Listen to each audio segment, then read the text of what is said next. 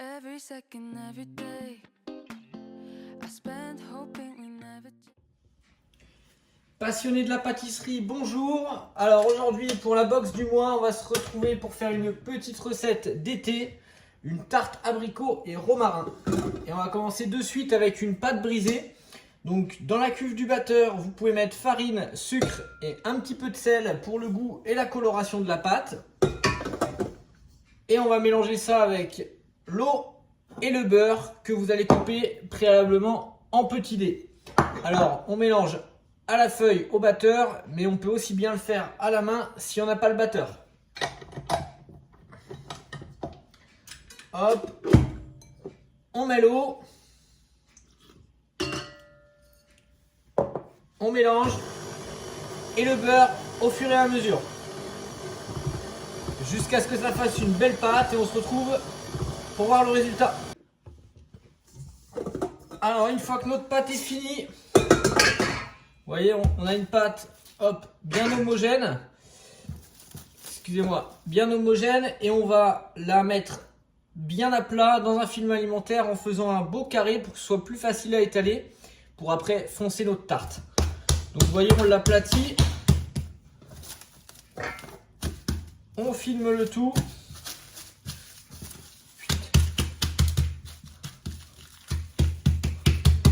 Et ensuite, ça part au frigo pour que le beurre redurcisse, qu'elle soit bien froide et donc qu'on puisse l'étaler facilement sans qu'elle vienne coller au plan de travail. Et ensuite, on va s'attaquer à la crème pâtissière au romarin.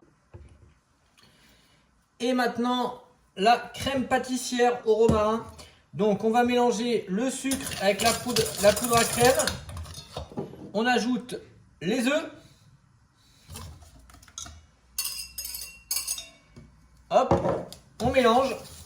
On peut même rajouter légèrement, un tout petit peu, attention, de lait froid pour faciliter le mélange. Et ce qu'il va falloir faire, c'est que le mélange blanchisse. Le terme technique, c'est blanchir. Donc on blanchit les œufs avec le sucre et la poudre à crème. On va donner du volume. Voilà. Et on va continuer de faire ceci jusqu'à ce que le lait va bouillir. Donc on va mettre notre lait à bouillir avec du romarin frais, une petite branche de romarin que l'on va mettre à infuser dans le lait. On met ça à chauffer, on fait blanchir et une fois que ça bout, on va pouvoir incorporer un petit peu de lait chaud dans nos œufs. Donc une fois que ça bout, on peut laisser infuser quelques minutes le romarin dans le lait pour que ce soit plus ou moins aromatisé. Donc là, je l'ai laissé 5 bonnes minutes dans le lait chaud. Ensuite, on retire bien évidemment notre branche de romarin. Ah, ça sent super bon. Franchement, ça sent super bon. Et donc, une fois que notre branche de romarin est retirée, on verse un petit peu de lait chaud donc dans les œufs. On mélange.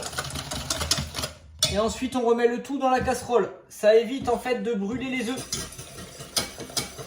Hop, on corne bien le plat, on laisse jamais, pas de gaspillage avec les culs de poule. Et en fait, le fait de ne pas mettre les œufs directement dans le lait, ça évite de les brûler. Sinon, on va y avoir un choc thermique. On va brûler les œufs, voilà, simplement. Et donc on remet sur le feu jusqu'à ce que ça épaississe. Et donc vous voyez, notre crème pâtissière épaissie. Elle est belle. On mélange bien dans le fond, faut surtout pas que ça accroche. Voilà.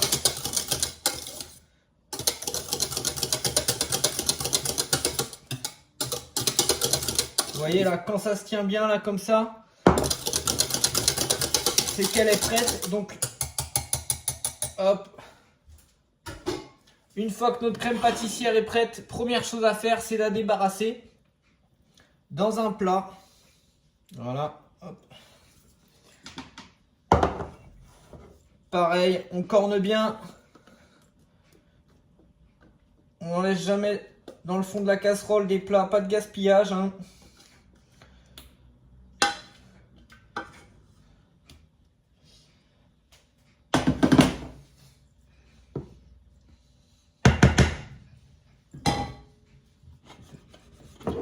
Alors, pourquoi je l'ai mise dans un plat bien long? C'est pour qu'elle refroidisse plus vite. La crème pâtissière, il faut qu'elle refroidisse le plus vite possible. Hop. Et ensuite, on va la filmer au contact pour pas que ça croûte. Parce que si vous mettez un film alimentaire uniquement au-dessus, déjà il va y avoir de la condensation qui va se coller au film alimentaire. En plus de ça, l'air va venir altérer votre crème pâtissière et vous allez avoir une fine pellicule. Elle va légèrement croûter au-dessus. C'est pas du tout ce qu'on recherche. Donc là, on va mettre le film alimentaire au contact. On la met à refroidir le plus rapidement possible. Donc chez vous, frigo ou congélateur. Et on va pouvoir y passer à la suite, donc étaler notre pâte brisée. Alors les amis, on arrive sur la partie légèrement plus technique. Alors, on va prendre le cercle à tarte.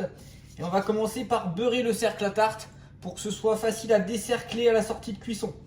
Donc, un petit peu de beurre. On frotte contre la paroi intérieure du cercle. Voilà. Et notre cercle à tarte est beurré. On va dire entre guillemets, rien de très compliqué là-dessus. On se le met de côté et ensuite on va abaisser la pâte. Donc on récupère notre pâte qui est au frigo, qui a bien pris, vous voyez, elle a durci. On se met ça de côté. Et on va abaisser notre pâte. Donc on met un peu de farine sur le plan de travail. Alors pas trop, la farine sert à ce que la pâte ne colle pas. Mais si vous en mettez trop, vous risquez de la déchirer. Puisqu'on va la rendre plus friable. On va chercher la farine sur le plan de travail. Et on étale. Alors quand vous abaissez, il faut que ce soit régulier. De temps en temps on décolle, on va chercher de la farine. Et on tourne la pâte d'un quart de tour. Vous allez voir, ce sera plus simple. Hop. N'hésitez pas même à la retourner dans l'autre sens. Et pareil, on va chercher la farine. Tout le temps, on décolle la pâte, on la tourne, on va chercher dans l'autre sens. Ça évite que ça colle. Et là, vous voyez, quand il n'y en a plus trop, on en remet un peu. Mais pas trop, hein. Le but, c'est d'être régulier. Et donc, il faut que la pâte soit étalée plus large d'1 centimètre que votre cercle pour foncer. Hop. C'est pareil, je décolle, je vais chercher la farine. Hop, j'étale. Je décolle, je vais chercher la farine, j'étale. Avec un geste régulier, le rouleau roule, hein. On n'appuie pas, on n'écrase pas la pâte. Si vous écrasez la pâte, vous n'allez pas réussir à la décoller. Hop, vous voyez, la pâte se décolle bien, elle est belle. Et je ne l'ai pas laissé longtemps, hein. Vraiment, je ne l'ai pas laissé si longtemps que ça au froid. Donc, si vous respectez bien les temps de repos, de prise au froid, c'est bon. Je regarde, j'ai bien la marge, on est bon. Donc, on va pouvoir passer au fonçage. Juste avant de foncer, ce que vous pouvez faire, soit avec un pic-vite à la maison si vous en avez un, ou alors avec une fourchette. On fait ceci, ça permet de faire des petites bulles d'air pour pas que la pâte ne gonfle au four. Donc pour transporter la pâte sans la déchirer, vous allez positionner votre rouleau comme ceci. On soulève le dessus de la pâte, on le roule autour du rouleau. On amène notre papier cuisson avec le cercle à tarte. On laisse de la marge comme ceci, vous voyez. Et là, on va dérouler gentiment la pâte au-dessus du cercle. Ensuite, avec vos doigts, vous allez ramener la pâte à l'intérieur et appuyer légèrement. Hop, vous voyez, je ramène. En fait, c'est simple, hein, le geste, c'est ça. C'est je ramène la pâte à l'intérieur, j'appuie avec le doigt. Je ramène, j'appuie. Vous voyez, là, vous allez peut-être mieux voir. Regardez, je ramène, j'appuie. Et une fois qu'on a tout ramené, que la pâte est foncée comme il faut, vous voyez, vous avez tous les angles qui sont faits là. Il va falloir retirer le surplus de pâte. Le but là, c'est d'avoir un angle droit là, hein, sur cette partie. Donc pour retirer le surplus de pâte, je passe le rouleau, hop, au-dessus, je retire la pâte. Évidemment, je la garde, je fais des petits sablés pour les enfants, pour les amis. Et avec les pouces, hop, j'appuie pour qu'il y ait la même épaisseur sur les bords, partout. Une fois que c'est fait, avec un couteau d'office, je retire le surplus à hauteur du cercle.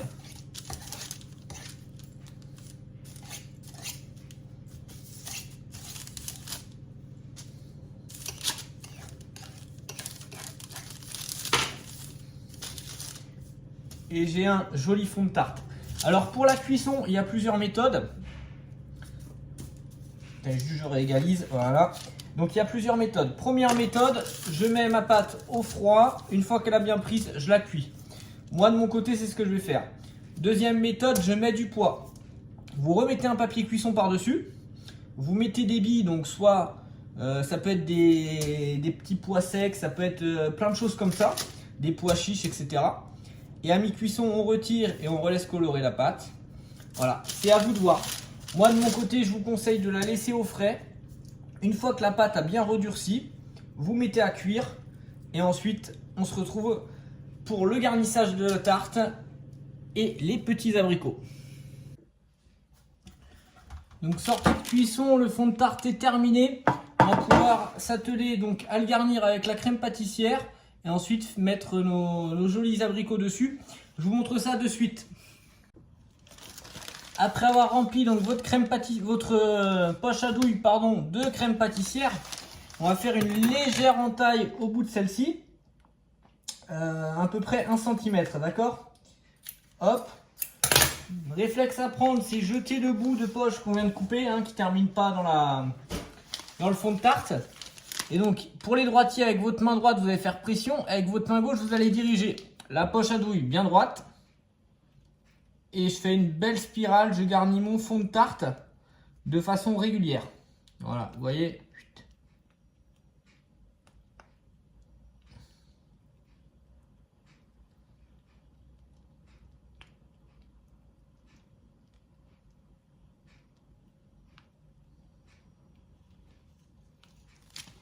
Hop.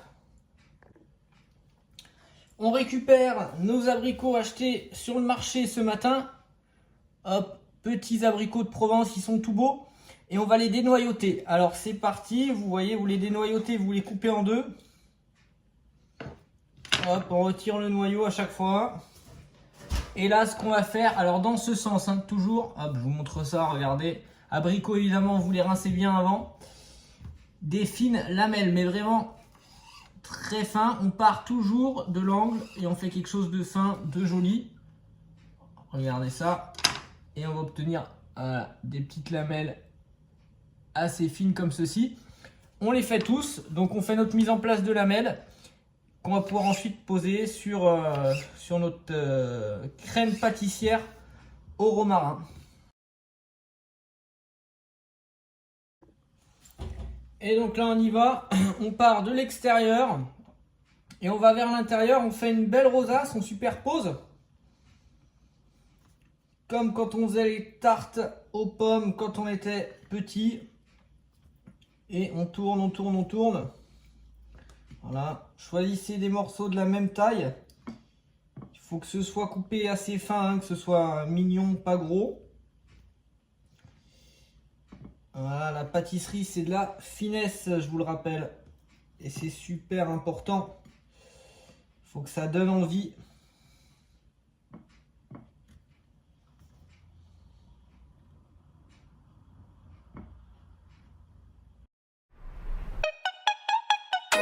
How can I be homophobic? My bitch is gay. Hitman in a top try, see a man topless, even a stick is gay. Hugging my brothers and say that I love them, but I don't swing that way. The man them celebrate Eid, the trap still running on Christmas Day. Somebody tell Doja Cat that I'm trying to indulge in that. In my great tracksuit, see the bulge in that. See the motion clap when you're throwing it back. These females planning on doing me wrong, so I'm grabbing a dom at the Trojan pack. Post a location after we're gone, can't slip and let them know where we're at. I don't know about you, but I value my life. Cause imagine I die, and I ain't made 100 M's yet. There's so much things I ain't done yet. Like fucking a flight attendant. I don't party, but I heard Cardi there, so fuck it, I might. Alors voilà, la tarte est finie. Alors c'est pas obligatoire, je sais que vous êtes nombreux à ne pas trop aimer sucrer les desserts, à vouloir plutôt les désucrer, c'est la tendance. Mais si vous voulez donner un peu de brillant à votre tarte, et que vos abricots manquent légèrement de sucre, vous pouvez faire un petit sirop. Donc vous mettez dans une casserole 50 g d'eau et 50 g de sucre, tout simplement. Et avec un pinceau, vous appliquez légèrement le sirop sur votre tarte. Voilà, ça va donner du brillant donc à vos abricots. Ça va donner ce petit côté sucré. Et donc on ajoute et du goût et un joli visuel. Voilà, le secret c'est de ne pas trop en mettre.